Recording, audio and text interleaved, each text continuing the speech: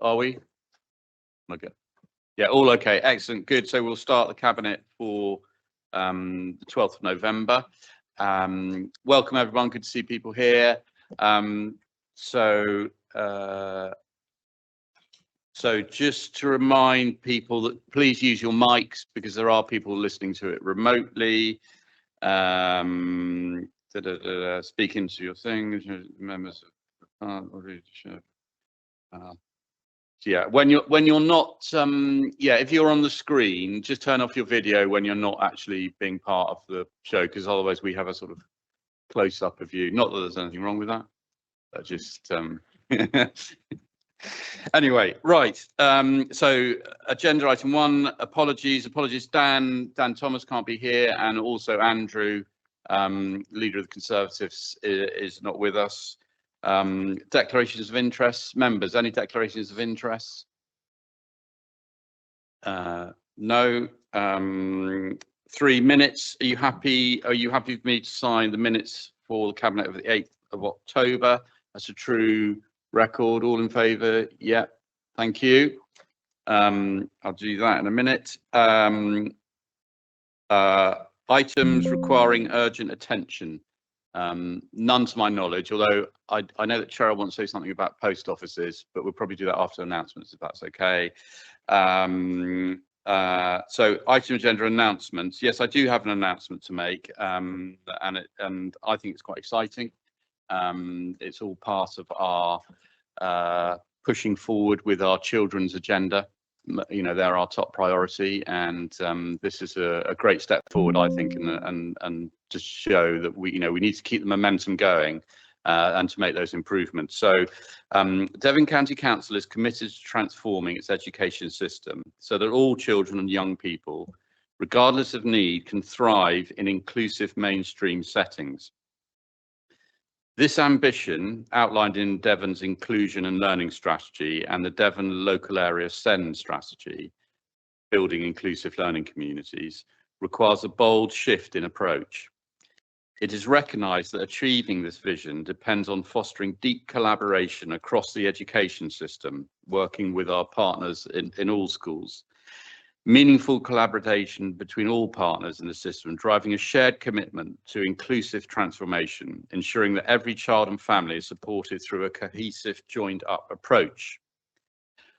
To drive this transformation, Devon County Council has commissioned a strategic advisor to lead a system-wide intervention that will facilitate collaboration across schools, multi-academy trusts, and multi-agency partners, provide external challenge and national expertise, accelerate cultural change and inclusive practices, build capacity for internal alternative provision, and support the development of quality assurance tools for inclusive education.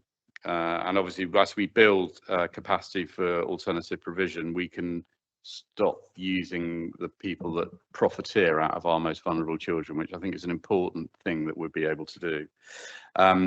So we're employing a strategic advisor. His name is Mark Vickers, and he's part of the Olive Academy Trust. Following a thorough review, we have researched and reached an agreement with Mark Vickers and the Olive Academy Trust to be the commission strategic advisor. Mark Vickers is Ofsted's external advisor for inclusion, bringing unparalleled national credibility and insight into current reforms and best practices. And personally, I have to say I'm delighted that we've got him. I mean, he really is the main man on inclusion. The Olive Academy has a strong track record of supporting local authority partnerships and similar strategic inclusion work, with proven impact on system behaviour, school practice and financial sustainability. Their approach aligns with Devon County Council's ambition to embed inclusive mindsets and practices across the education system, reduce exclusions and improve outcomes for vulnerable learners. We know that this ambition is shared in schools, settings and across the whole system. In her October 25 letter to the Education Select Committee, the Secretary of State for Education, Bridget Phillipson, stated, "We must move towards a system where high quality support is provided as soon as a need is identified, rather than only once an education and healthcare plan is in place. Responding to the needs of children with SEND must become an intrinsic part of the mainstream system rather than something additional. This vision is expected to be formalised in the school's white paper in early 26. This independent commission will support Devon's education system to be ready for the reforms anticipated in the forthcoming school's white paper. Devon County Council is committed to working closely with the Department for Education to ensure that all partners are fully engaged and benefit from this strategic intervention. We look forward to a collaborative effort that leverages national expertise while empowering local leadership to drive sustainable change. And Denise, I don't know if you wanted to add anything as lead on SEND. Just to say, how absolutely excited I am about this. It's a real coup, and I hope we can get behind this vision that we have, because schools at the moment are struggling to reorganise themselves whilst also coping with the day-to-day difficulties that the situation that they're finding themselves in. And so for somebody to come in with such experience and such respect, to have massive oversight and to really put our plans into the heart of these schools, it's so exciting. We are working massively in partnership with schools, and we just want to make sure that we're signalling to them that we're doing everything we can to help. And so bringing in somebody he's been a head teacher, he is an Ofsted inspector, he's started his own academy, he's an MBE because of his services to children with special needs. This is huge, and I think that we need to be really proud of this. So yeah, we'll get behind it, please. Thank you. Lovely, thank you, Denise. Right, just a couple of quick things as well.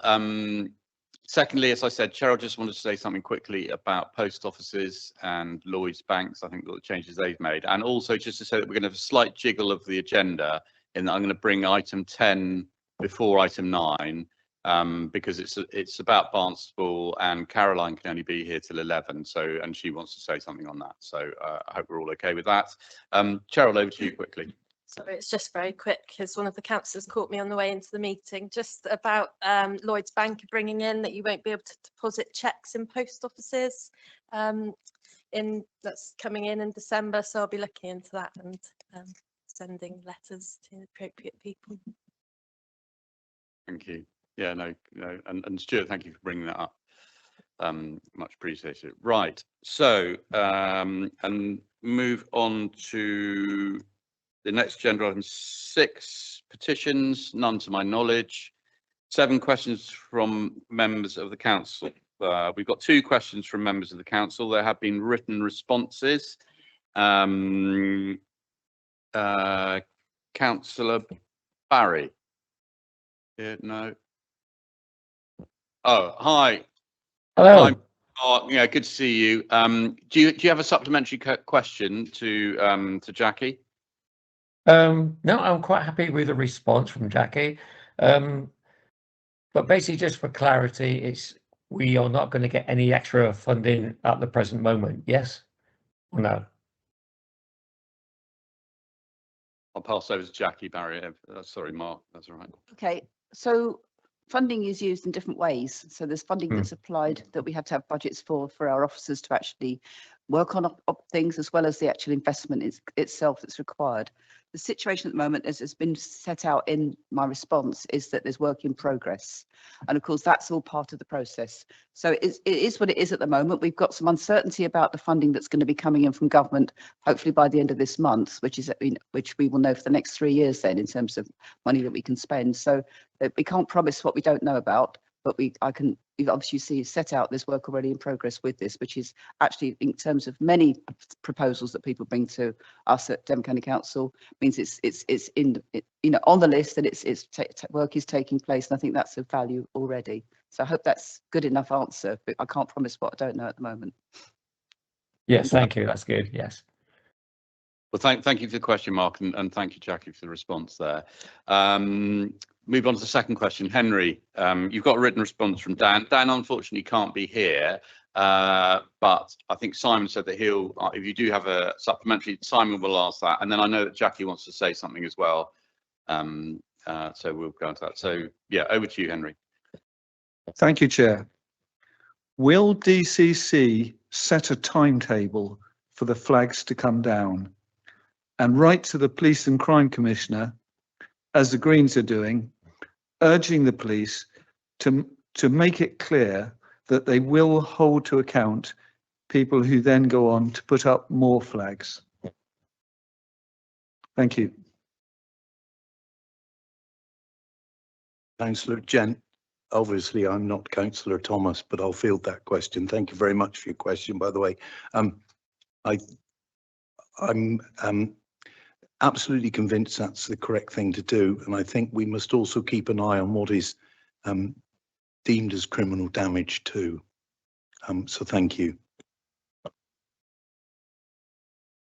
And Jackie, yeah, cool. Yeah, I was just going to add a little bit in there as well, because I had the opportunity by complete coincidence to go to our operations centre last Friday and see all the screens that are constantly monitoring what's going on at interchanges on our streets, etc., etc. And I'm aware that there's actually a fair amount of evidence is available of people actually, illegally parking on dangerous places like roundabouts, all sorts of things in the night.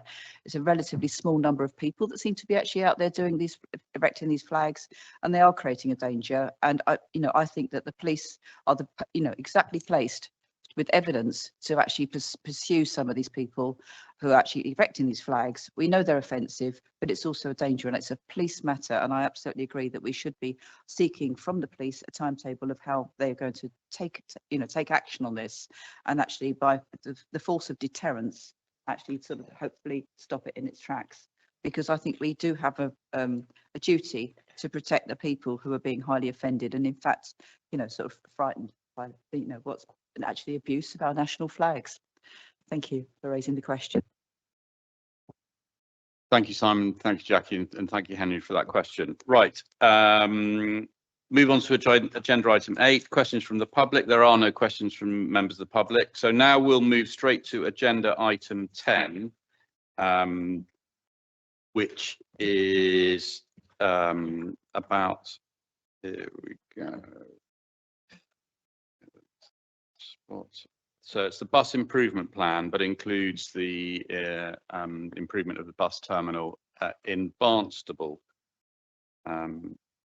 So it should be Jackie, you're doing this, yeah? Yeah. Okay, lovely. Okay, thank you. So this is some nice good news stories about improvements that are happening to various interchanges. A lot of the work that's going on at the moment is trying to improve people's access and safety around access to bus services and public transport generally. And by improving interchanges so that people can get from one mode of public transport or from to another, or just by walking and cycling to these places, it's quite expensive doing these interchange works, and you can see by the figures we're looking at. But we are making progress, and there have been allocations of sums that are now coming into effect. I've had the privilege to go along to a couple of the places where this work is actually taking place, and can see how detailed it is, and also looking at how people move and making sure that diversity, people with various disabilities or limitations, can also easily access some of this public transport. So it's all part of what we've been trying to do to get people back on buses since COVID struck. And it's a good piece of finance that we have to work with. Just to talk through the introduction just slightly. So November 24, the Department of Transport announced funding of over £1 billion for buses in England, and the County Council received a total funding allocation of 10 million and just under 10.5 million. We actually applied, if I remember rightly at the time, for about 100 million, but that's what we got. And so of this, capital is just over 5 million, and revenue, sorry, 5 million capital and 5 million revenue. So that means that we can invest in some in terms of the structures, but some about how we actually do all the design and all the other work that goes with it, which is quite complicated. So this report provides a further update of work ongoing and seeks approval to deliver 2 additional schemes and facilitate the delivery of the fleet decarbonisation in partnership with bus operators using this funding. So this is within funding allocated, and it's all part of our bus service improvement plan. There's a quite long and useful report here for anybody who wants to read more detail. Thank you. Thank you, Jackie. Meg, do you want to add anything? No, all okay there. I'll come to Caroline first. Caroline. if that's the Thank- case. Yeah, sure. Thank you so much. And I appreciate you moving this up the agenda so I can get to my next meeting at 11. I just really wanted to give a really brief outline of the project which is proposed for the improvement of the Barnstaple railway station, which is part of this project. And thank you so much, Councillor Hodgson, for coming to have a look, so she knows what the proposals are all about from first-hand experience. This is a project which has been to Cabinet in the previous council and has been through HATOC, and we have sought really hard to make sure that the decision before you today actually takes on board some of the real concerns that some local residents had about a previous project. I'd just really like to sort of say, to outline that it's about making it easier for people to make a choice to transfer easily between buses and trains, and also to support the whole diversity of travel movement opportunities. The railway station, for anyone who knows Barnstaple, is really close to the Tarka Trail, which is the longest continuously paved cycle track in the country and part of a Northern European route as well. And these improvements that are proposed are also very much in line with trying to make life safer for pedestrians, for cyclists, for people in mobility scooters. A lot of work has gone into it. What we've ended up with is a scheme that I think balances all the various different needs of different people who are trying to use to make the positive choice not to use their cars, whilst not inconveniencing people who are car users and have no option other than to do that. So I just really want to speak in support of it. And I suppose the only other thing to say is that our rail station, somehow Barnstaple managed to keep a railway station when Beeching got rid of all sort of branch lines. It's a massively important line for our town and up in the north of the county. And certainly the use of the train is immense. We need to get more of those people coming onto buses, and this project makes that easier. Thank you. Thank you, Caroline. And thank you for all the work that you've done up there with the HATOC. Michael, anything to add? I always think it's very good that we can have better public transport, but I would like to say that we should really consider that in many of our rural areas, especially, the residents are not necessarily young, not necessarily capable of cycling. It would be really nice if we had a better bus system. Then people might use it. Thank you. Yeah, I think we'd all concur with that. Graham. Thank you, Chair. I didn't want to repeat anything Caroline would say, so I'm going off the cuff slightly. Caroline, right, this is one of the most used small stations in the country. It is relatively tiny, but it has a massive increase in the amount of users going through it year on year. We are going to enjoy an extra carriage next year, but the point I did want to make, and of course we retained our ticket office when the government wanted to remove them. Both our MP and the previous MP worked very hard there. But while we are going to have a very nice front end to our station and improve bus services, which is all excellent, and that will really improve flow to the station, a delay of 1 minute in those bus services, or 1 second, if they arrive 1 minute after the train leaves, it is an hour's wait to the next train. What I'd like the council to consider very strongly is that North Devon needs an improved Tarka line. The rail line to Exeter and Exeter St David's needs to be improved. It needs 2 passing places that will allow trains to cross, which will double the capacity on the lines. It will mean that children can get to college and to university in Exeter, and of course people can commute more effectively, because if you are not using the train if you come from Ilfracombe or Braunton or Holsworthy or Bideford, because you know that if you have to bus to the train station and that bus is held up by a fraction of a moment, you're simply not going to get to be where you need to be. Currently, the Tarka line is almost a heritage line in terms of the way that it runs. it's in vital need of improvement. The previous Hattock, and this is why I wanted to bring this today, this is relevant, of course. The previous Hattock in November, when the first proposal came through, mentioned that without these improvements, it would jeopardise the idea of improving the Tarka line. Now that these improvements have been approved, and they will be fantastic, can we please strongly push for better rail connectivity for North Devon? Thank you, Graham. Jackie, I don't know if you wanted to come back on any of that. All I was going to say was actually that in terms of, I mean, the recommendations, as I say, are, so that's today's programme. Absolutely hear you. I know when I've been up to Barnstable station, I've been up there a few times, and it's always very well used. Lots of mixed, all sorts of ages using it, and obviously a lot of youngsters going to college, etc., and people going to work. So yeah, a really important interchange, and I think this is hopefully going to actually make it easier for the buses to get in. This is part of it. The buses will have some priority coming in, and so it smooths all that, because you can lose vital minutes where you've got somebody parked in front of the station and the buses can't get through. So it's going to make a lot of difference to all of that, and I think that's quite critical, because as you know, the frustration of missing a train for, you know, by a minute and then waiting an hour is awful. And it is a lovely station. Absolutely, you're absolutely correct. It is a really nice blend of sort of like what's used every day, but at the same time really is celebrating our heritage. And obviously improvements from single line to double line is what's been going on for rail services throughout the last 200 years, one way and another. So, you know, obviously we lost a lot being taken away, but I hear you. I mean, we're talking a lot of money, but maybe there's some way that could be looked at. So we can pass it on anyway. But thank you, and thank you for the other comments as well. I hear what you say, Michael, Councillor Cook, about the need for rural bus services. Absolutely, we do.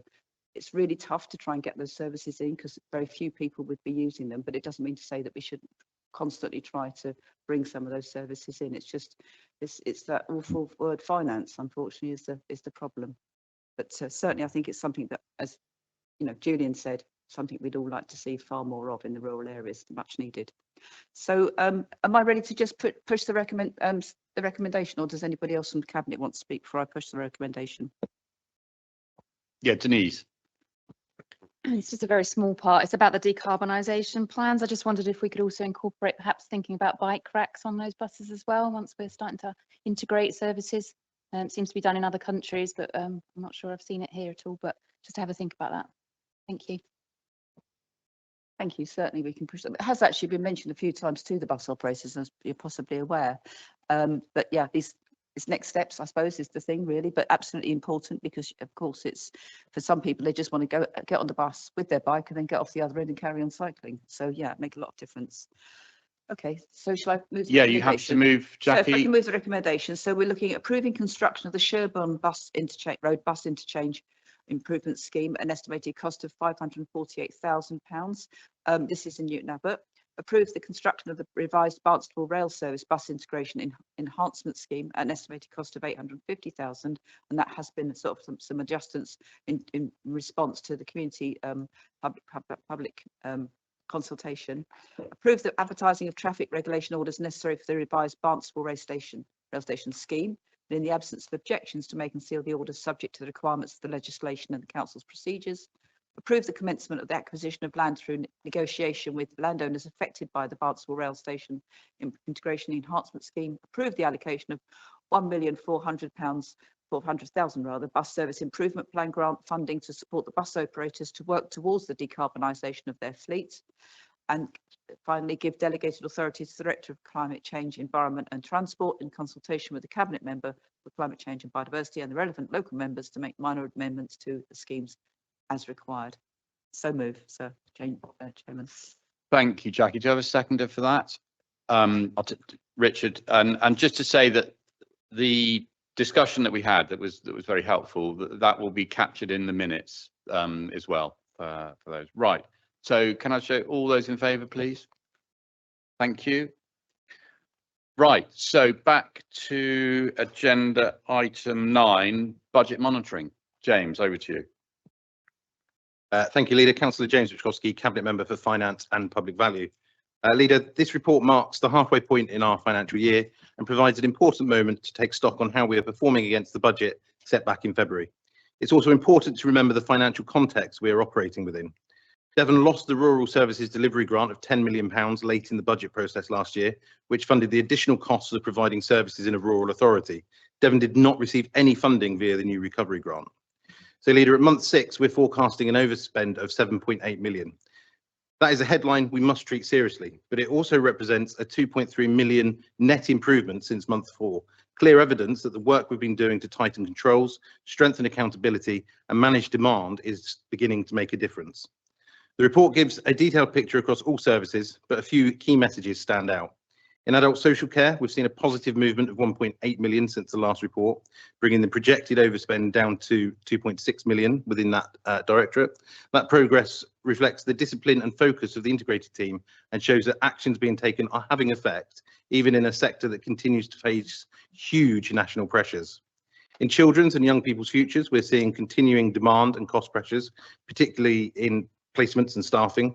The overspend here sits just over 6 million, but again, the picture is not static. Workforce improvements are coming through.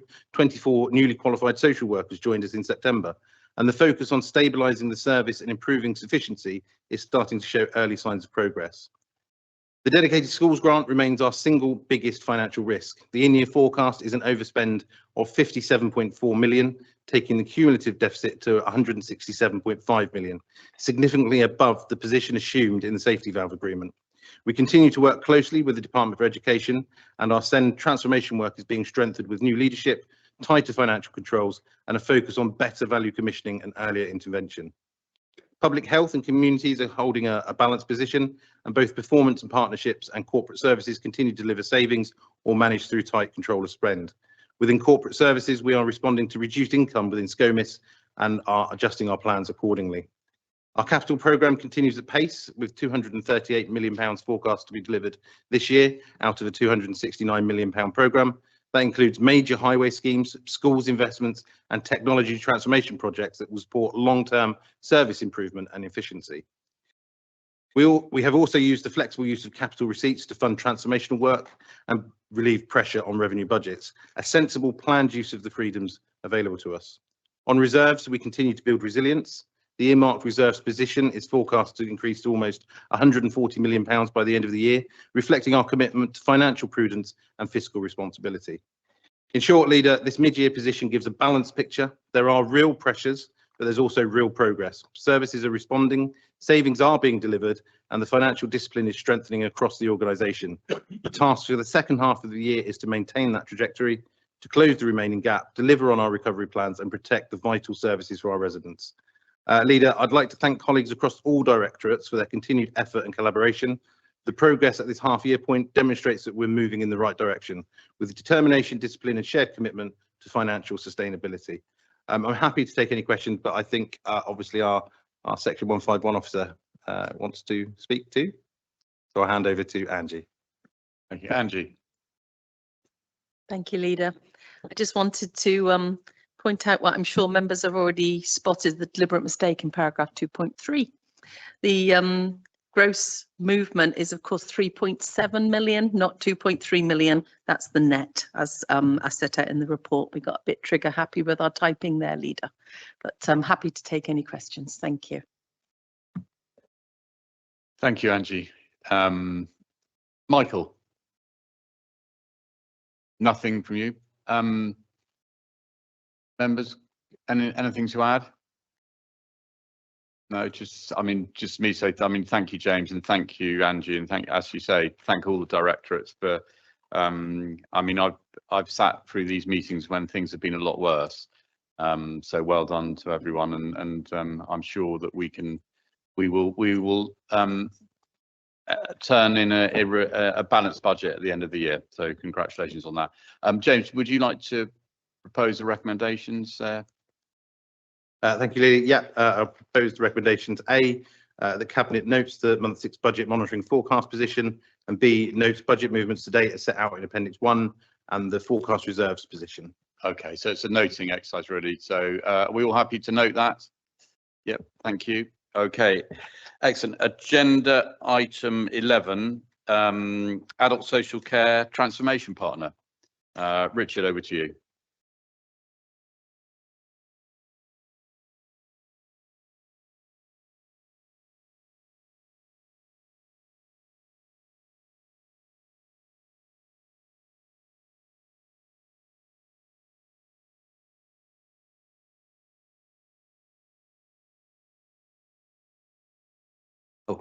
Thank you very much.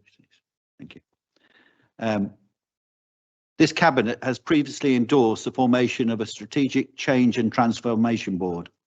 Most recently, we shared a masterclass with the Health and Adult Care Scrutiny Committee, which has led to a further special meeting of that committee and recommendations you see before you. I thank the chair, Councillor Jess Bailey, and her cross-party committee for their recommendations. We must also recognise the success of Devon's integrated adult social care programme in delivering effective personal-centred care and improving outcomes. I would also pay tribute to the One Devon approach, in particular the Director of Integrated Adult Social Services, Tandra Foster, and her team of dedicated staff in making the savings of £67 million over the last 3 years. However, the service faces increasing pressure due to a sustained rise in demand, driven by a 4% annual growth in population aged 75 and over, and a growing number of individuals with complex care needs. We also have the reduced funding from central government. So following a comprehensive options appraisal, Newton Consulting Limited has been identified as the preferred partner. Newton has a proven track record on delivering large-scale transformation programs in adult social care. Their approach involves embedding over 20 dedicated professionals within the council, facilitating on-the-job skill transfers and building internal capability. Feedback that I've had from lead councillors and directors of adult social services in other councils that have completed the Newton 3-year programme confirms its effectiveness in delivering rapid and sustainable improvements. The recommendations in this paper align with the new Devon County Council strategic plan for 25-26. Of the 6 priority areas outlined in the plan, 4 are directly supported by this transformation initiative. And that is continuous service improvement achieved through expert-led transformation, internal capability building and robust governance.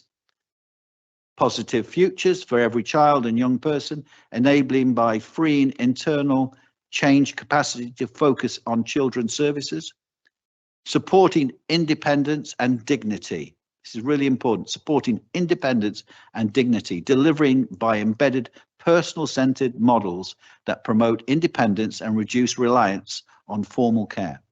Strong communities and safer places, strengthened through integrated partnerships, communities-focused care and sustainable service models. A major transformation programme is essential to ensure service improvement, financial sustainability and compliance with regulatory standards, particularly now that the adult social care services are subject to inspection by our recent Care Quality Commission inspection. The proposed model ensures accountability with Newton's fees at 100% at risk and payable only upon delivery of cashable savings, validated by the council. This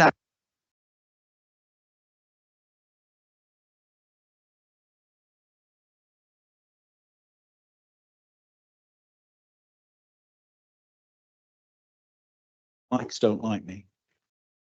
So if I can just go back a little bit so that everyone can hear what I was saying there. The proposed model ensures accountability with Newton's fees 100% at risk and payable only upon delivery of cashable savings, validated by the council. This outcome-based approach offers the best opportunity to achieve the required scale of saving at the necessary pace while delivering value for money and positioning the service as a national leader in innovation and sustainability. The programme will report to the Council Strategic Change and Transformation Board, ensuring organisational oversight and alignment with key priorities. Entering into a direct award contract with Newton Consulting enables the Council to move swiftly into the delivery phase, unlocking savings and improvements at scale and pace.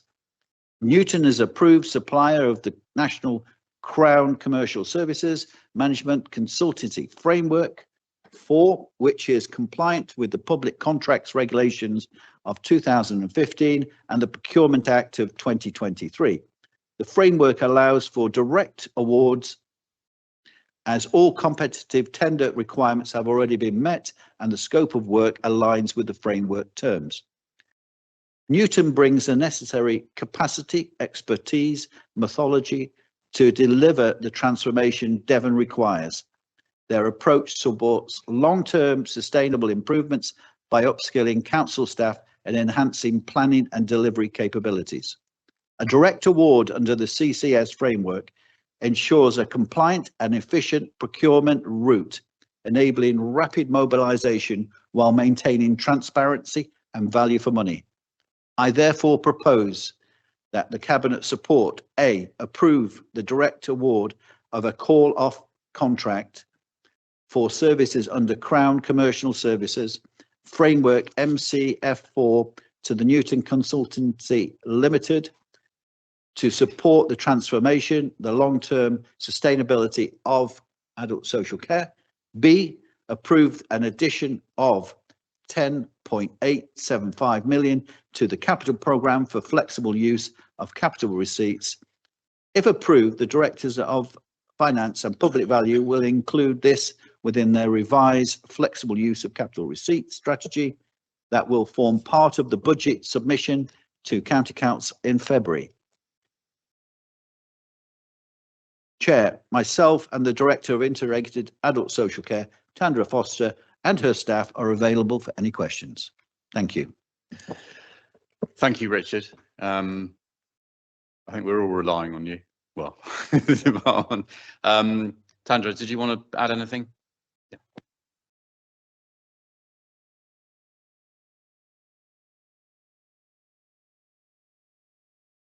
It's adult social care, isn't it? Oh, it's adult social care. So I just want to reiterate, I think Richard said everything really, but we thought long and hard as a team before we wanted to put this forward as a suggestion.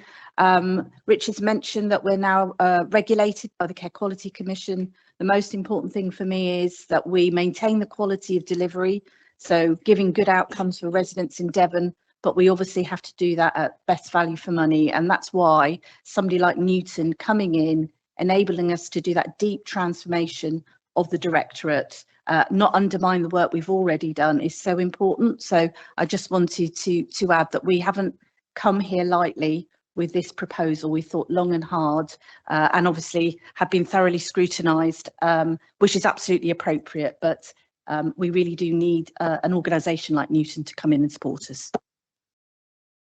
Yeah, thank you, Tandra. And Jess, I don't think you're down to speak here, but if you wanted to, I mean, that would be fine. But thank you for the work that you and your scrutiny committee did. That is very much appreciated.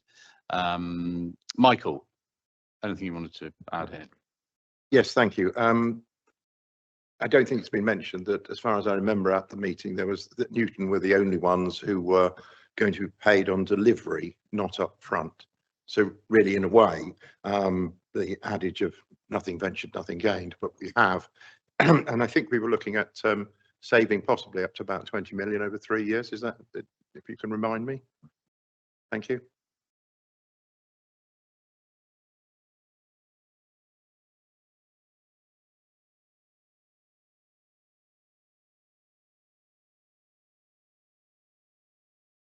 If I can pass you over to our 151 office, who will have the exact figure. Or yes, I'm not quite at that level, but I can certainly go through it. So I'm Deputy Director of Commissioning in Adult Social Care. So myself and my colleague Amy Howard have been working closely with Newton on this. So in the Cabinet report, you'll see under the finance section, section 7, it does outline the actual fees and savings. That's based on a cumulative midpoint saving. So the bulk of the savings come in 26-27 and 27-28. Round about 15 million in 26-27 and 23.5 million in 27-28. So significant savings that are recurrent and will continue to deliver for the following few years.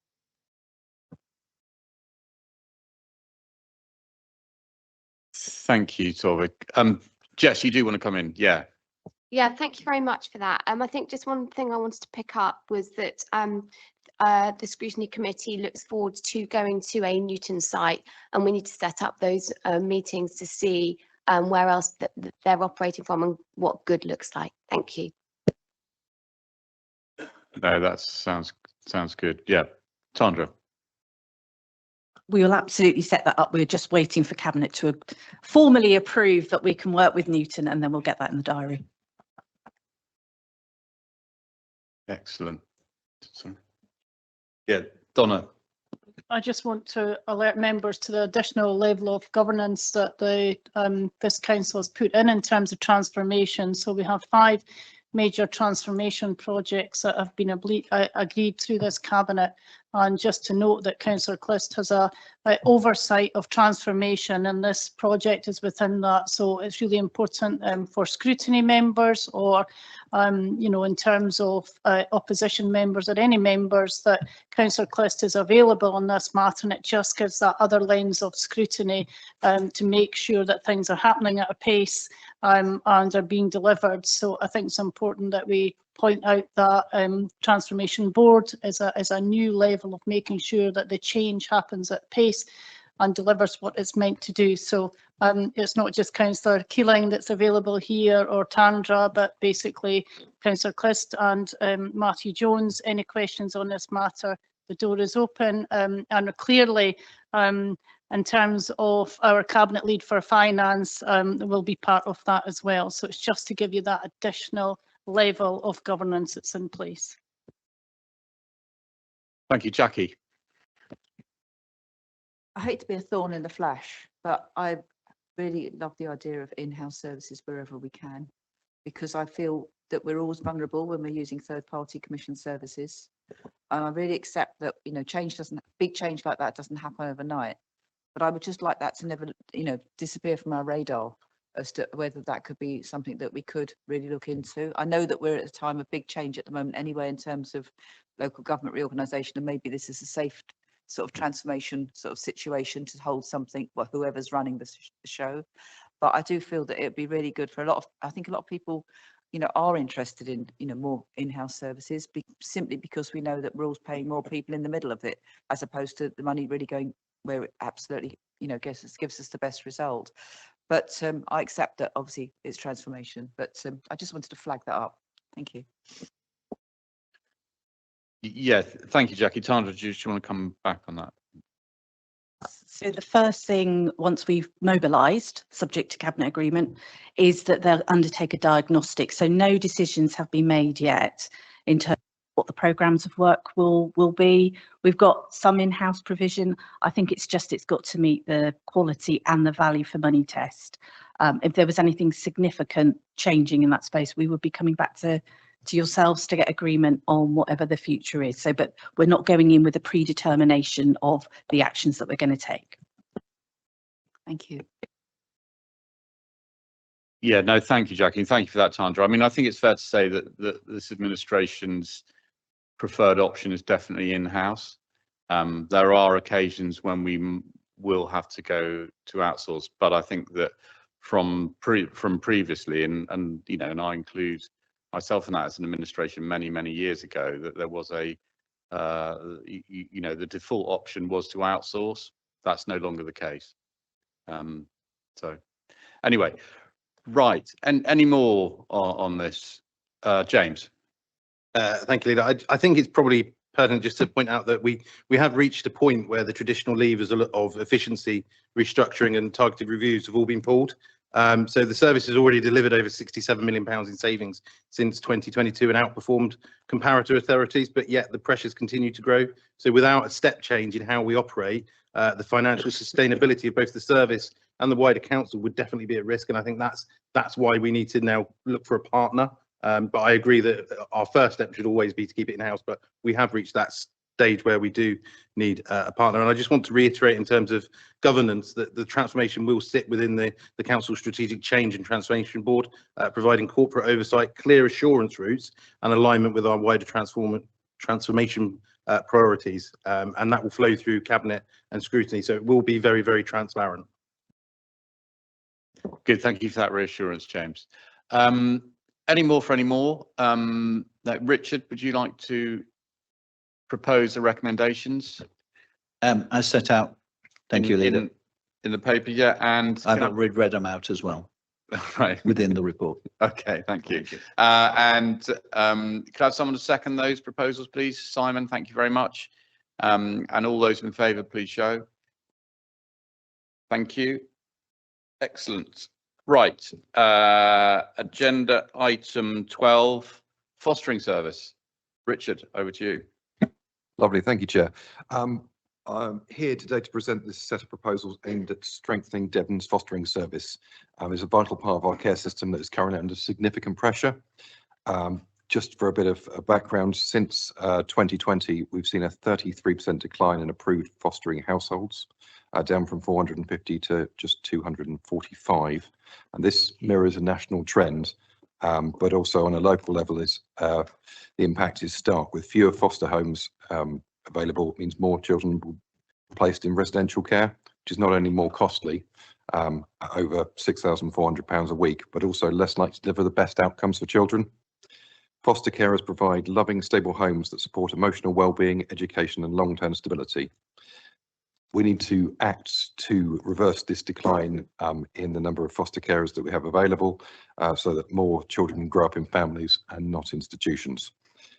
The proposals before us today involve revised street fee structure, which aligns us with national minimum allowances and involves an investment of up to £2 million. This is designed as part of a larger process to attract new carers and retain those we already have. But the key part and part B of the recommendation that I continue to receive regular reports on enhancing foster service is that the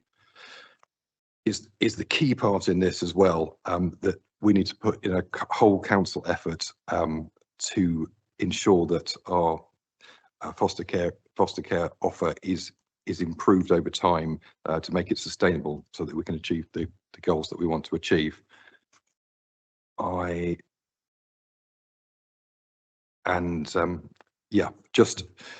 There's a lot of work going on in that, and I was hoping maybe Daniel might speak to some of the work that we're already doing on looking at those options to strengthen the whole offer. Thank you. Thank you, Richard. Daniel, do you want to add something? That'd be good. Only if you want to. That's right. If you feel it's been said. Happy to do that. So as Councillor Jeffreys outlined, we've got a wider spectrum of work to support our foster carers. Our fees and allowances are a key component of that.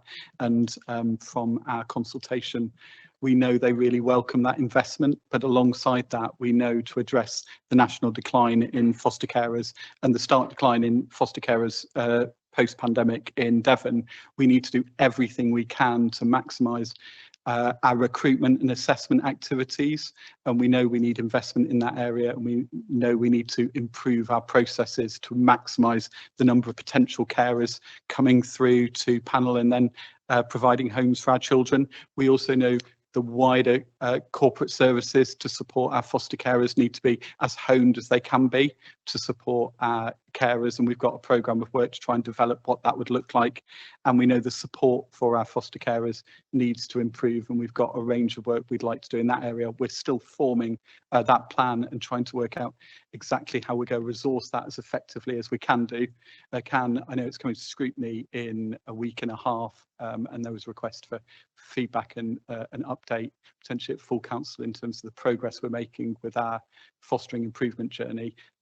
We're happy to answer specific questions about the work we're doing in fostering. And as a minor footnote, the fostering service has also prepared an array of leaflets and information about fostering. If anyone wanted to take those, there's one for every member here at the back of the room. It includes a dozen or so leaflets to share with members of the public if people come into contact with people they want to share information about fostering and other information in those packs. And we can provide you with more information and leaflets if anyone would like them. And you get a shopping bag as well.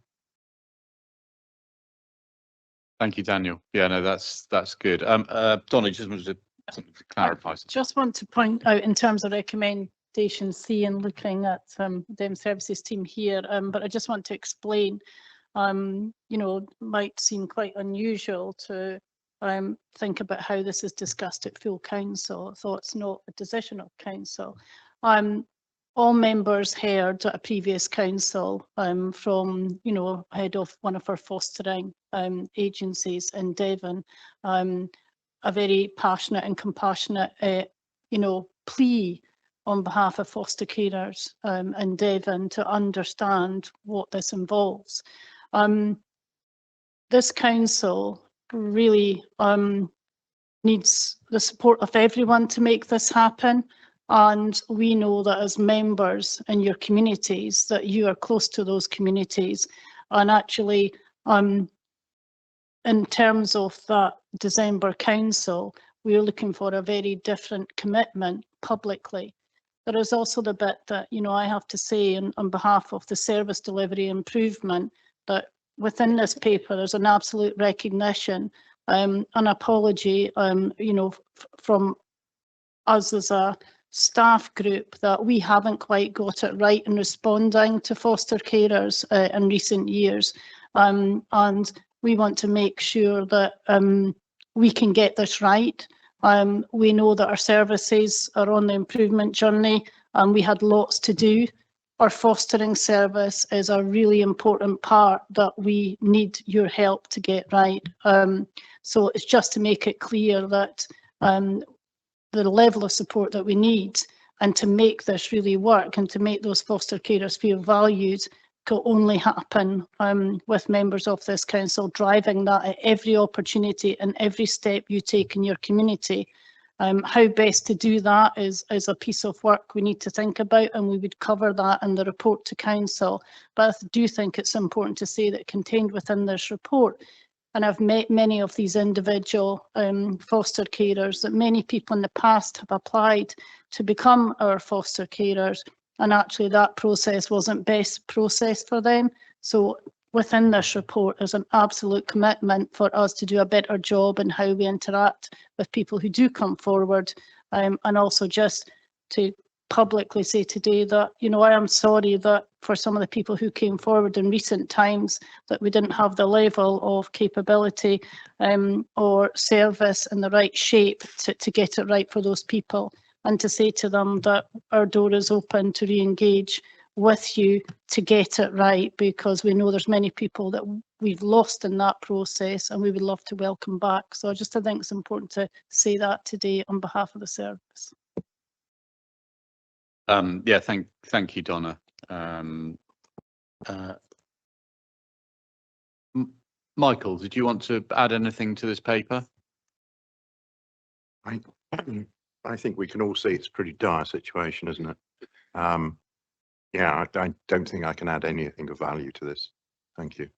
And obviously it's be coming to full council, so that will give an opportunity for people to put their points of view across there. Graham. Thank you, Chair. I don't often suffer from imposter syndrome, but I'm following on from my predecessor, Councillor Mascal, who knew a lot about foster care, and I believe she was a real firebrand when it came to promoting this. I had a barbecue with the Devon Foster Carers Association, which was attended by Councillor Barry, and I know they'll have one every year. I would ask more councillors to attend next year and speak to the foster carers that attend. It was fantastic. We do, as I know was said, we need to retain foster carers. They are dropping out of the system, partially because they are an ageing cohort. Some of the foster carers we have still working in the system are now the foster grandparents to children they have put through the system, and they are still fostering children, but they are the grandparents of other children they have fostered in the past.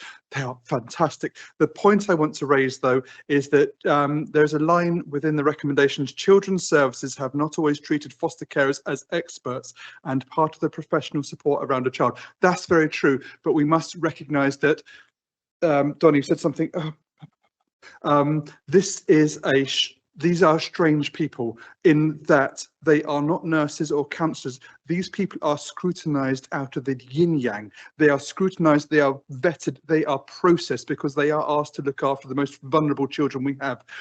One question they are absolutely deserving of our respect, and I know they have our respect.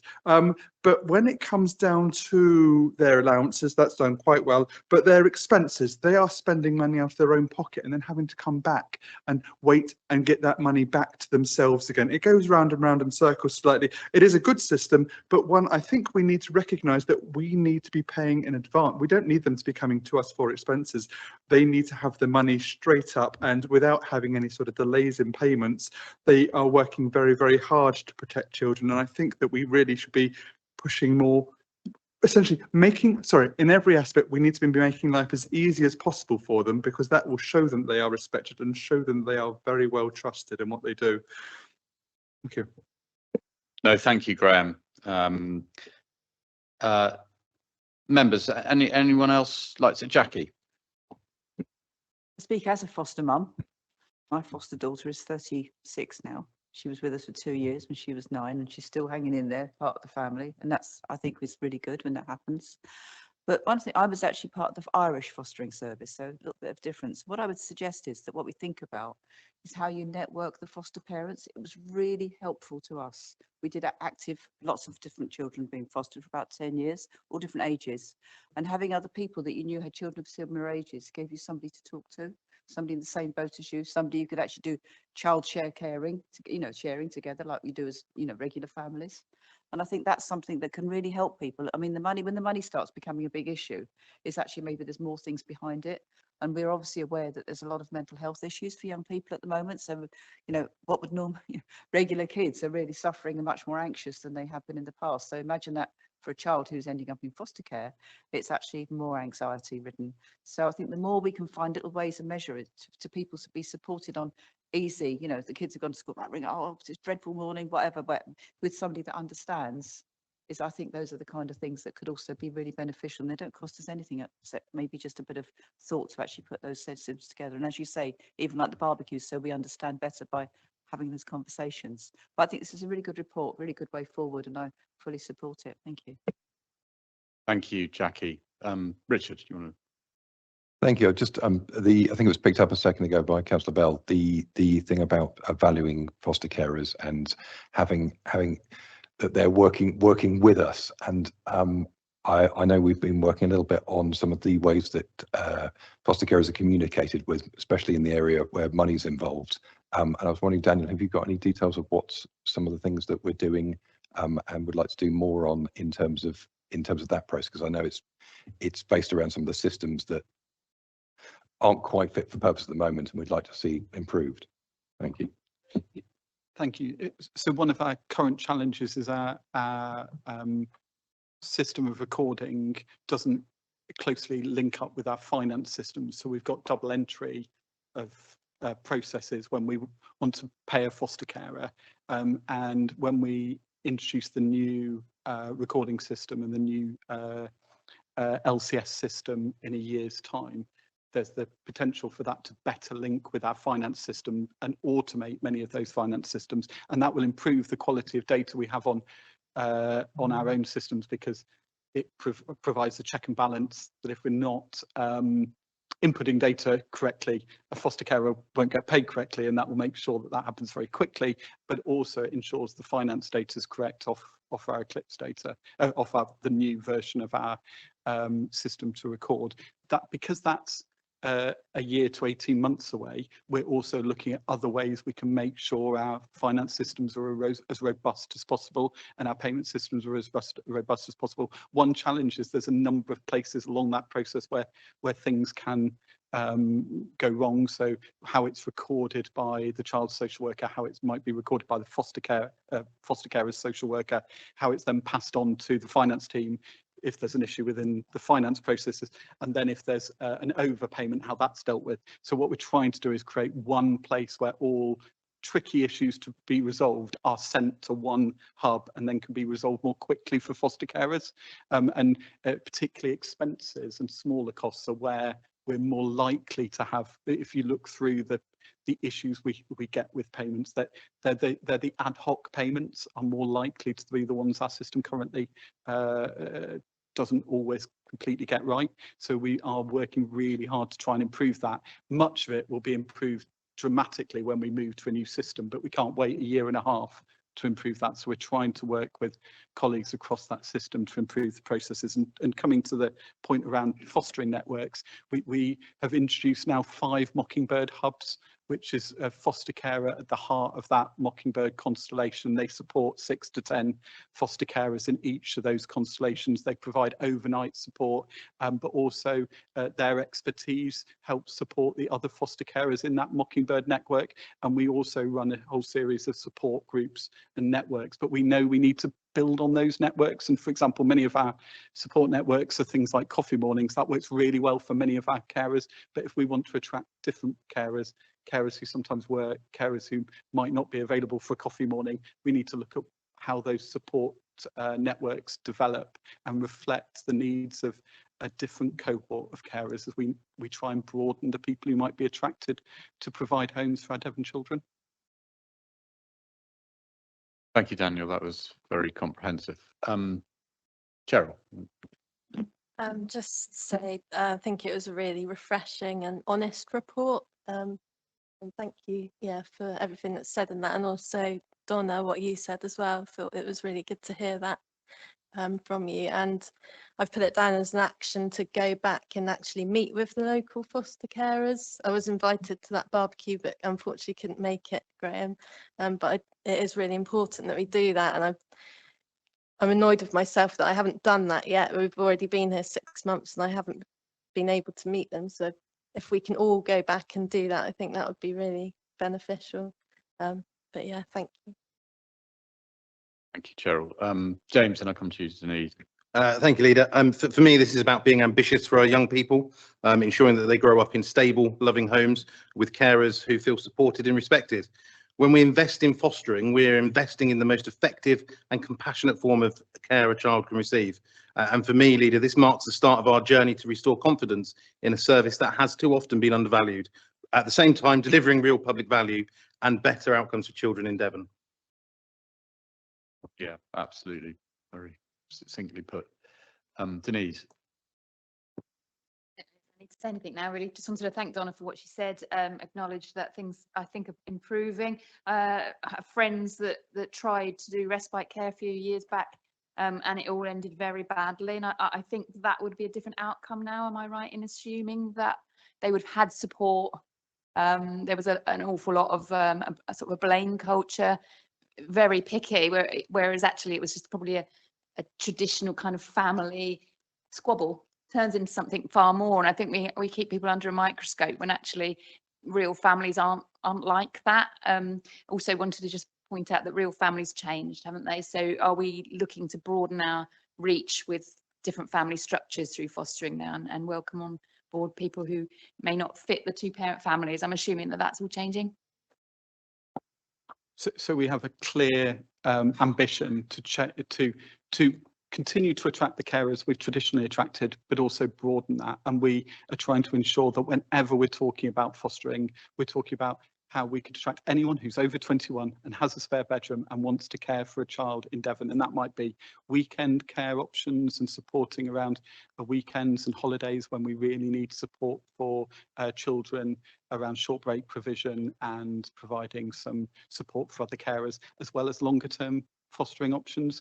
And I mean, like many other local authorities, we've not transitioned as quickly as we should to reflect some of the demographic changes, which have made it more challenging to attract that traditional cohort of carers. And we need to broaden that, because if we continue to send more and more young people into residential homes, we know the outcomes are poorer, but we've got projections where our overspend in that area will continue to increase, and that will be unmanageable in the next 3 or 4 years if we don't get to the point where we steady the decline and then start to increase the net number of carers. Thank you. Any more? I mean, if I just add, I mean, I think this is just another piece in the jigsaw of supporting our most vulnerable children. It's absolutely what we're all about.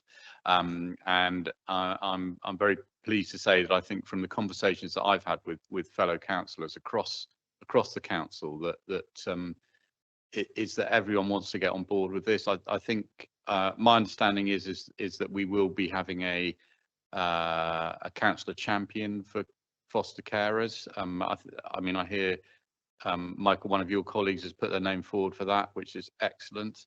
And I think if we all work together as councillors to support these incredible people who make such a difference to the very people we want to help, that is going to make a difference. So thank you, Daniel, for all the work you've done. Thank you, Richard, as well.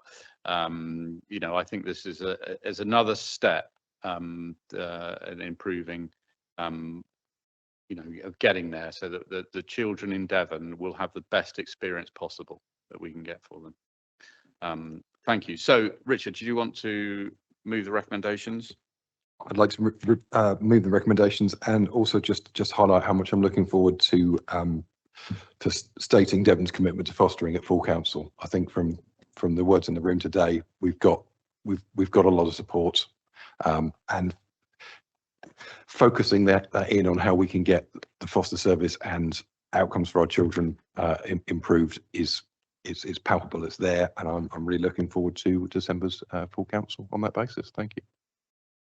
Excellent. And some second that, please. Jackie? Yeah, lovely.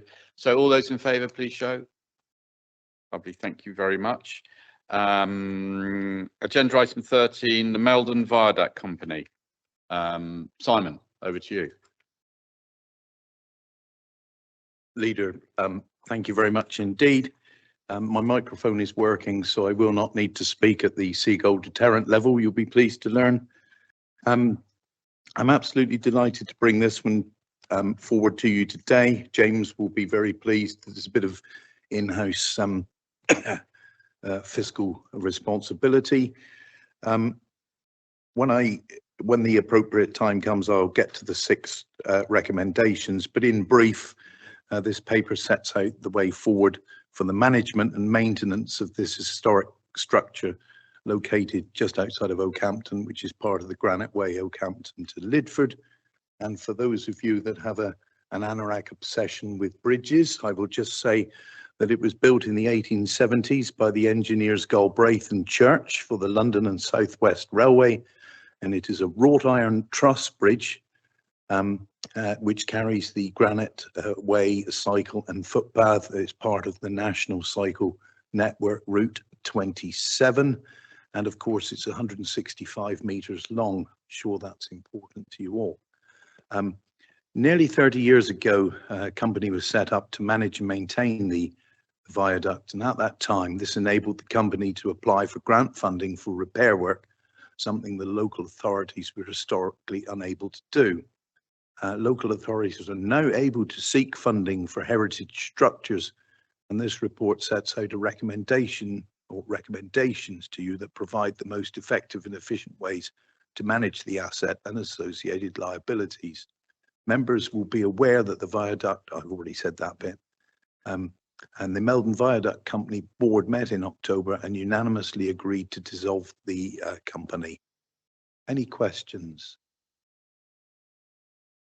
Thank you, Simon.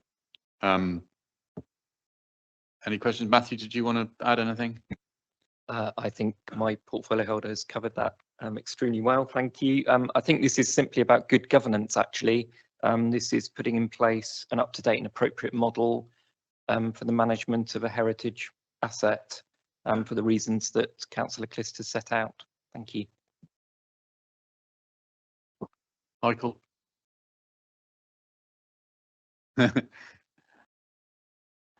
Again, what can one say? Will it eventually fall on us?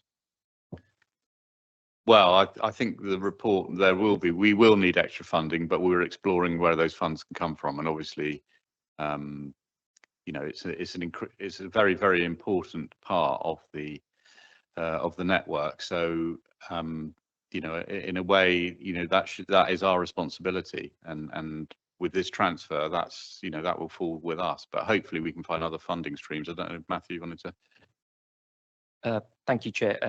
Absolutely correct. I think what this recommendation enables us to do as the County Council with the expertise and resource that we've got, there's no guarantee, we've set that out clearly in the report, but there are options for funding.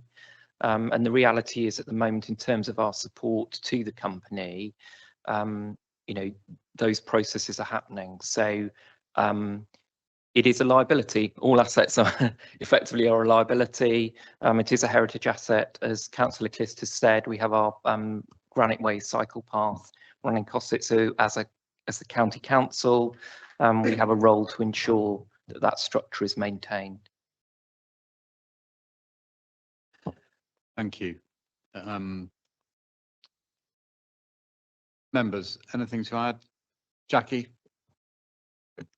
Just think it's really good to see that we are bringing this back in-house. We've obviously been paying for services for administration and support anyway, and we are in probably a much better position to actually attract funding. So it seems like it fits. It's a good fit to bring it back in-house, and especially since we have use of it through our cycling network anyway. So yeah, important part of our heritage as well.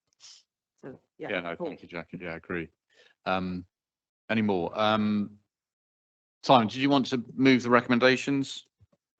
I can do, and can I thank Councillor Hodgson? She stole the thunder as my last paragraph about in-house, but thank you. Yes, there are 6. No, please don't apologise. It saves you having to listen to me. There are 6 recommendations. A, it's to agree the winding up of the Meldon Viaduct Company Limited. B, to grant delegated authority to the Director of Legal and Democratic Services to oversee the legal process, including termination of any associated leases. C, agree to the Director of Climate Change, Environment and Transport in conjunction with the Director of Transformation Business Services, starting the funding application process. D, to agree the capital funds currently held by the Meldon Viaduct Company Limited to be ring-fenced for the purpose of maintenance of the said viaduct. E, note the need for additional significant investment into this assets in the future. And I'll bracket that by saying that amount is explained within the report. And F, it's to receive a further report in due course once funding routes have been established. And I hereby propose. Thank you, Simon. And could I have a seconder for that, please? Richard? Lovely, thank you. So all those in favour? Thank you. And we'll move on to agenda item 14. Quarter 1 and 2 corporate performance and risk report. James. Thank you, Leader. Councillor James Rutkowski, Cabinet Member for Finance and Public Value. Leader, this report brings together a comprehensive overview of how the Council has performed across the first half of the 2025-26 financial year. It provides assurance that we are continuing to monitor performance, risk and improving activity as one Council, aligning everything we do with the priorities in our new strategic plan.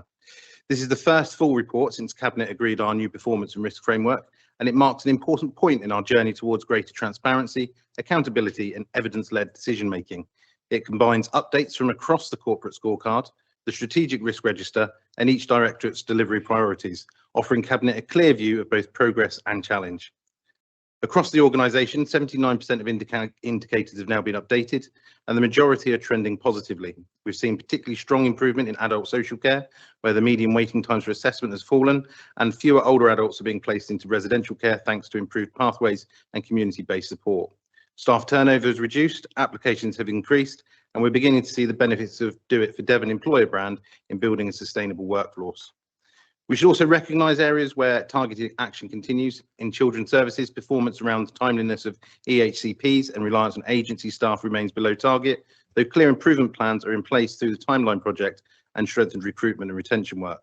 The finance and public value portfolio is addressing delays in client payments processing following system transition, with performance expected to improve by year end. The risk register continues to reflect the reality of managing a complex organisation operating in a challenging national environment. 3 risks remain rated as very high: send delivery, cybersecurity, and the health, safety and well-being of our people. Each is under active management and regular reviews are ensuring that mitigations remain robust and proportionate. High-level oversight through audit and Cabinet will continue. Leader, the report also highlights significant progress against our 7 cross-cutting One Council priorities, including the development of a new estate strategy, progress on local government reorganisation and the next phase of our workforce and financial sustainability programmes. These are not just operational milestones, they demonstrate what we are embedding a culture of continuous improvement and delivering on our commitment to public value. Finally, this report sets out how we would transition to monitoring the strategic plan 25-29, ensuring that performance, risk and finance are all tracked in an integrated way.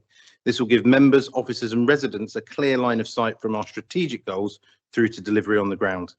Leader, this report is evidence of a council that is learning, improving and acting decisively. I invite my cabinet colleagues to note the progress, consider the insights from the performance and risk and endorse the approach for monitoring the strategic plan in the next phase of reporting. Leader, we also have Toby Elliott with us this morning, who's the Assistant Director for Performance and Policy.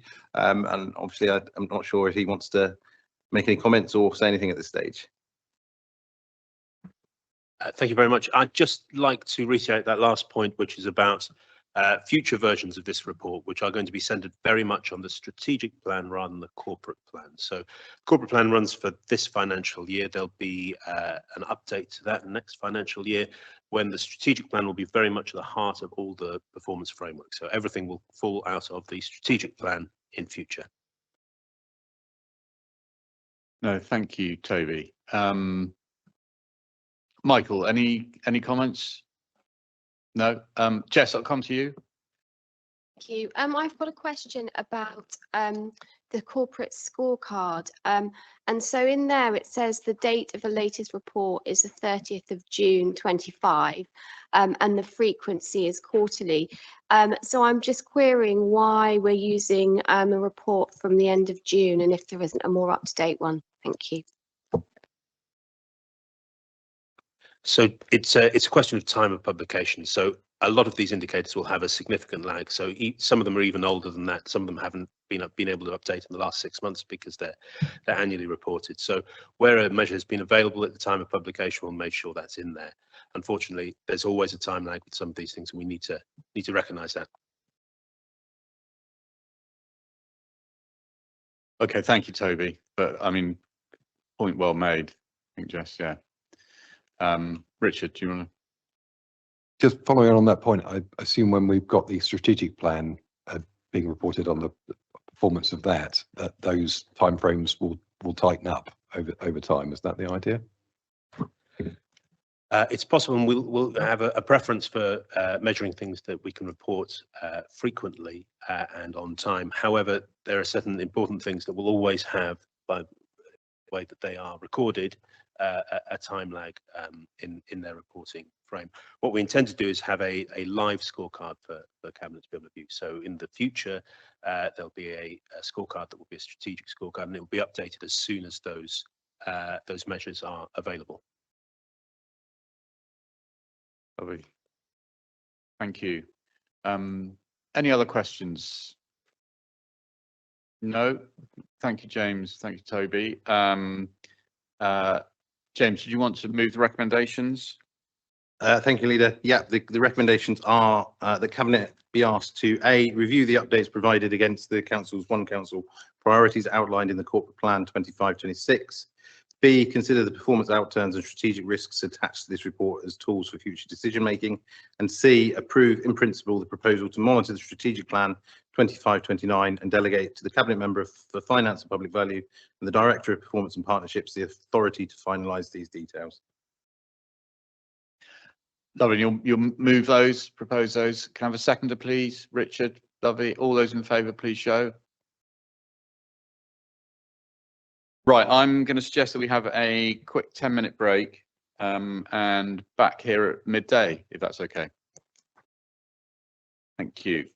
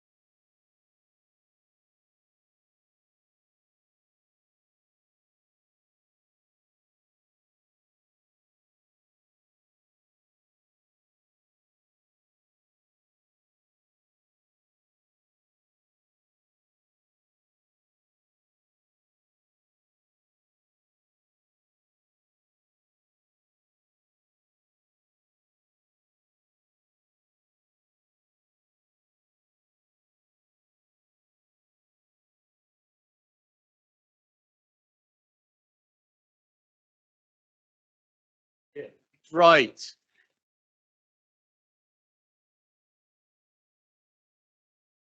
Right, if we could get going. Partly because Donna and Paul have got to go off to London to meet Team Plymouth.